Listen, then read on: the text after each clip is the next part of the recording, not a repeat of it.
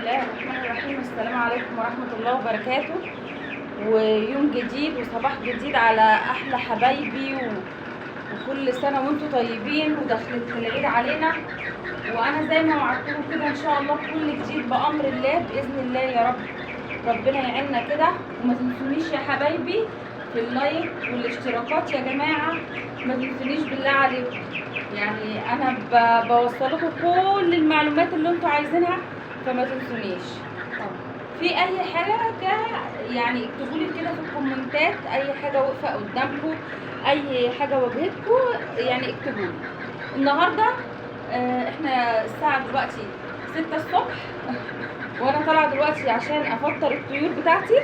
ومعانا البطه اهوت المولر، ومعانا واحده بس هي مسكوفي، وادي البط بتاعي برضو، وادي البط الصغير اهوت بتاعي اللي احنا دلوقتي لسه جايباه بقاله 4 ايام. النهارده هنحط قدامكم الاكل. ماشي حبايبي؟ شايفين يا حبايبي؟ بسم الله ما شاء الله، الله اكبر الله اكبر، بسم الله ما شاء الله. الحاجه قدامكم كده يعني بتفرح في الاكل. شايفين لما الطير كده بيهجم على الاكل كده بيفرح والله. وده هقول لكم برضو النهارده، انا قلت لكم ان انا الاول المكونات اللي هحطها لازم هعرفها لكم. انا النهارده جايبه لكم بقى سر بقى تاني من الاسرار اللي هتخلي برضو معاكل اوزان تتقل. ماشي يا حبايبي؟ ايه هو النهارده؟ احنا المره اللي فاتت كنا جايبين الدواء اللي احنا شفناه، لا المره دي بقى كمان انا معايا حاجه هحطها في الميه هوريها لكم دلوقتي.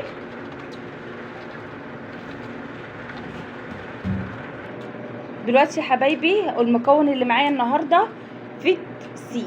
فيت سي ده فيتامين سي يا جماعه، عشان الحر الطير بيفضل فاتح بقه ومانع الاكل وزاهد الاكل ومش راضي ياكل بسبب الموجه الحر الشديد قوي فالفيتامين سي بيقوي الطير ان هو جسمه ما يسخنش، وبيساعد ان الطير يقبل على الاكل. زي ما انتم شايفين الطير كده، شايفين يا حبايبي الطير ما شاء الله راغب ان هو ياكل مع ان احنا في ايام حر جدا.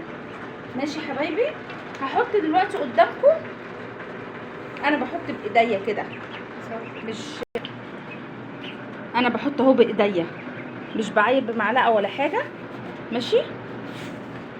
هحط اهوت في الميه وهقلب لهم كده اهو. ماشي؟ وهما بقى هيشربوا. دلوقتي بقى هحط الاكل للطيور الكبيره. شايفين يا حبايبي؟ شايفين اول ما حطيت الاكل، انا مش حاطه اكل كتير عشان خاطر هم مش عايزه اكلهم بالاكل. بسم الله ما شاء الله كله هجم ازاي على الاكل. الخلطه دي اللي هي من الصيدليه دي اللي هو فيتامين السي ده، صدقوني والله العظيم بصوا هتدعوا لي بيه ان الطير والله العظيم في الحر فعلا هتلاقيه معاكي منع اكل منه لنفسه، مع ان ما فيهوش تعب ما فيهوش اي حاجه، بس شده الحراره بتخلي جسم الطائر يسخن. لما جسم الطائر بيسخن بيبقى مش مقبل على الاكل غصب عنه، لان الاكل بيسخنه. فالفيتامين سي بيخلي الجسم يتنشط، وممتاز جدا جدا والله عن تجربه. شايفين يا حبايبي؟ بسم الله ما شاء الله، الله اكبر.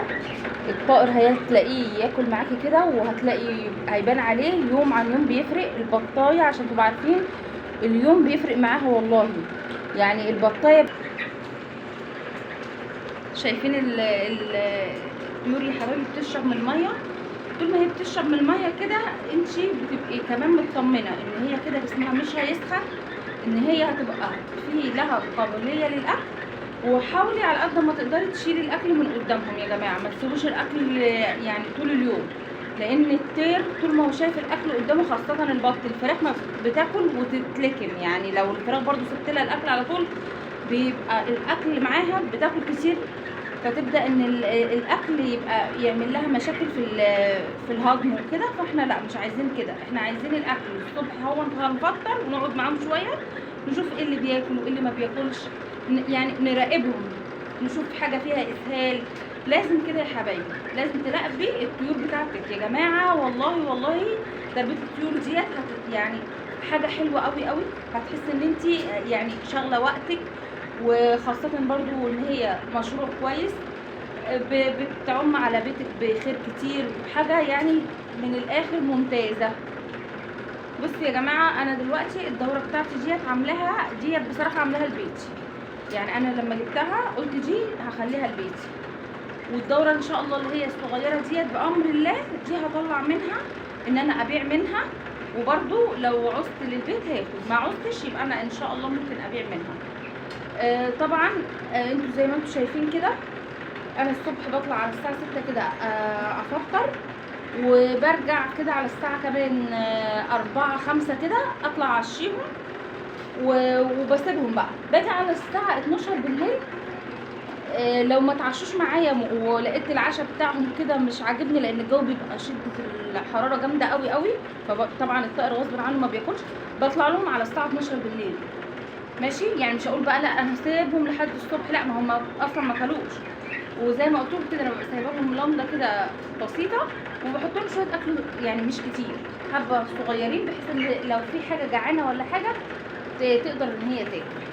ما تنسوش يا جماعه بالله عليكم، يعني انا بتشجيعكم والله يا حبايبي، وان شاء الله كده باللايك بتاعكم، وما تنسوش الاشتراك في القناه بالله عليكم.